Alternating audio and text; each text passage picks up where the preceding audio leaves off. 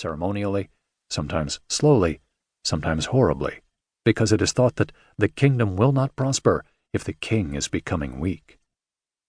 The whole Grail castle is in serious trouble because the Fisher King is wounded.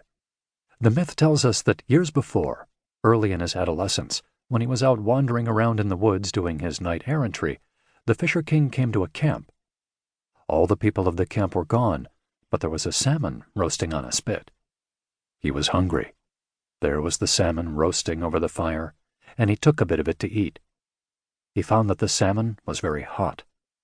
After burning his fingers on it, he dropped the salmon and put his fingers into his mouth to assuage the burn. In so doing, he got a bit of the salmon into his mouth. This is the Fisher King wound, and gives its name to the ruler of much of our modern psychology. Modern suffering man is the heir to this psychological event, which took place culturally some 800 years ago.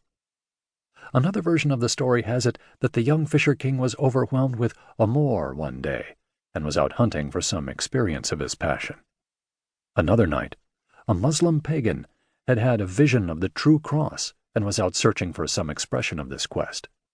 The two came within sight of each other and, like true knights, each lowered visor and lance and went at the other.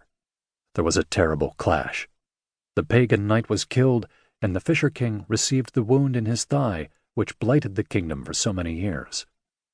What a sight! The knight of vision and the knight of sensuousness clash in terrible combat. Instinct and nature now suddenly having been touched by a vision of spirit clashing with pure spirit, which has been touched by a vision of instinct and nature.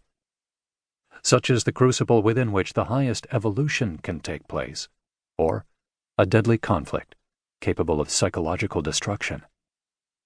I shudder at the implications of this clash, for it leaves us the legacy of our sensuous nature killed and our Christian vision terribly wounded.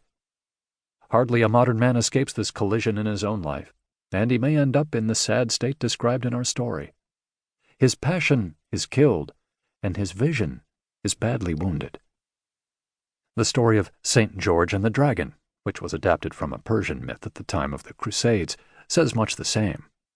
In battle with the dragon, St. George, his horse, and the dragon were all mortally wounded.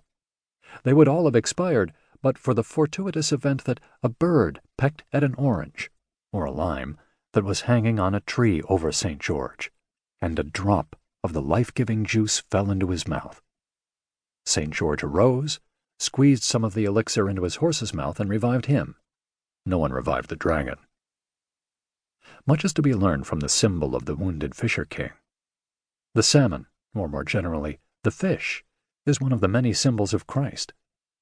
As in the story of the Fisher King coming upon the roasting salmon, a boy in his early adolescence touches something of the Christ nature within himself, but touches it too soon. He is unexpectedly wounded by it, and drops it immediately as being too hot. But a bit of it gets into his mouth, and he can never forget the experience. His first contact with what will be redemption for him later in his life is a wounding. This is what turns him into a wounded Fisher King. The first touch of consciousness in a youth appears as a wound or as suffering.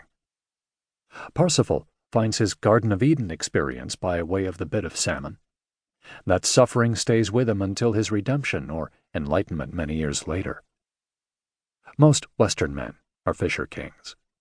Every boy has naively blundered into something that is too big for him. He proceeds halfway through his masculine development and then drops it as being too hot. Often a certain bitterness arises, because, like the Fisher King, he can neither live with the new consciousness he has touched, nor can he entirely drop it. Every adolescent receives his Fisher King wound. He would never proceed into consciousness if it were not so. The Church speaks of this wounding as the felix culpa, the happy fall, which ushers one into the process of redemption. This is the fall from the Garden of Eden, the graduation from naive consciousness into self-consciousness. It is painful to watch a young man realize that the world is not just a toy and happiness, to watch the disintegration of his childlike beauty, faith, and optimism. It is regrettable, but necessary. If we are not cast out of the garden...